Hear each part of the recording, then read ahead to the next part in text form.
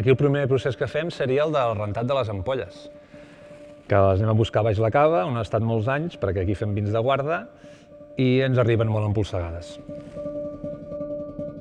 Per mi l'etiquetat seria el final de l'esforç de tot un equip, no? És important que l'ampolla arribi impecable al client. Al final l'etiquetat és la nostra carta de presentació.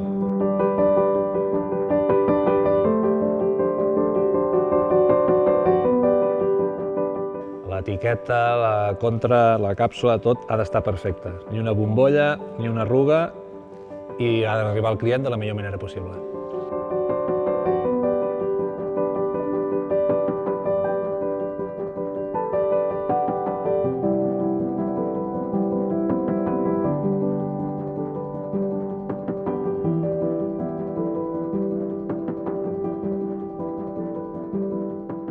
Jo la meva feina la veig com embolicar un regal.